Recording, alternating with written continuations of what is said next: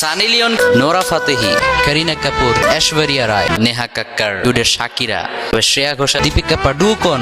পৃথিবীর একমাত্র নির্লজ্জ হুজুর, যার লজ্জাশরম তিনি তার পদে গুজে রাখতেন। একদিন পায়খানা করতে গিয়ে হঠাৎ করে তার লজ্জাশরম তার পশ্চাৎ দেশ দিয়ে সব বের হয়ে কমেডে পড়ে যায়। সেই থেকে আজ অব্দি তিনি নির্লজ্জ। ছোটবেলা থেকে তার ইচ্ছা ছিল লাভগুরু হওয়ার, কিন্তু পরিবারের চাপে মাদ্রাসায় পড়ে এখন তিনি হয়ে গেলেন একটা আস্ত ক্ষণিকের ছেলে। ওয়াজের নামে ফেসবুকে এবং টিকটকে ভিডিও করে ভাইরাল হওয়াই তার ধান্দা। জানা গেছে তিনি অনার্স করেছেন গার্লফ্রেন্ড বিষয়ের উপর। এছাড়াও নায়ক নায়িকাদের নামের উপর রয়েছে তার বিশাল ডিগ্রি।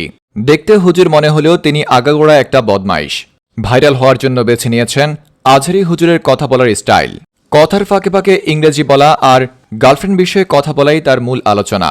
আলোচনার শুরুতে যুবকদের দৃষ্টি আকর্ষণের জন্য Sunny Leone, Nora Fatehi, Neha Kakkar সহ বিভিন্ন উদ্ভট কথা বলে থাকেন তিনি।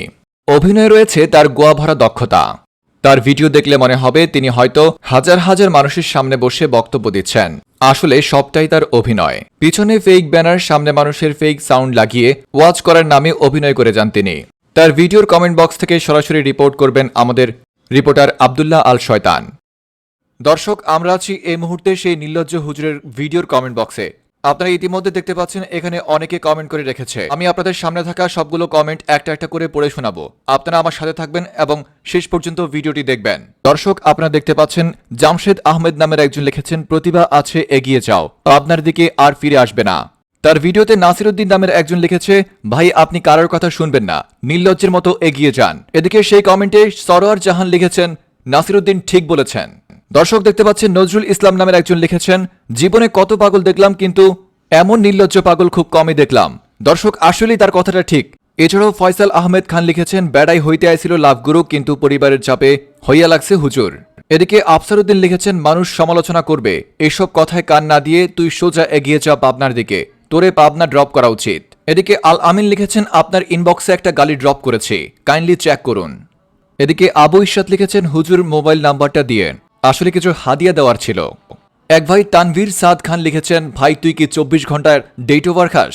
অন্যদিকে আইলান মেহাদি লিখেছেন, কয়জনে মিলে জন্ম দিলে এমন একটা নির্লজ্জের জন্ম হয় তা আমার জানা নেই। এদিকে মাজহারুল ইসলাম এমনভাবে বর্ণনা দিয়েছেন, কোনো এক বৃষ্টির রাতে ফার্মেসির দোকান বন্ধ থাকার কারণে ভুলবশত তার জন্ম হয়ে যায়। যদিও তার জন্মের সাথে ফার্মেসির দোকান এবং বৃষ্টির কি সম্পর্ক সেটা আমি আজও বুঝতে পারিনি।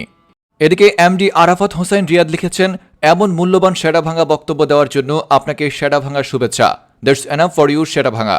সাথে সুমন আহমেদ শিহাব লিখেছে, হুজুর দেখি আজহারি হইতে গিয়া বেডি হয়ে যাইতেছে। অন্যদিকে মিসবাউদ্দিন লাবিব লিখেছেন, হালা তোর কি কখনো লজ্জা হবে না? এদিকে তরিকুল ইসলাম তারেক তাকে হাত জোড় করে বলছে, ভাই তুই আমাদের মাফ করে দে। ভালোবাসার এই হুজুরকে নিয়ে তার ভক্তরা যা যা কমেন্ট করেছে তাই নিয়ে এতক্ষণ ভিডিও করলাম। আবারও দেখা হবে কোনো এক নতুন ভিডিওতে। আব্দুল্লাহ আল শয়তান ফ্রম নিউজ অফ নাসিম।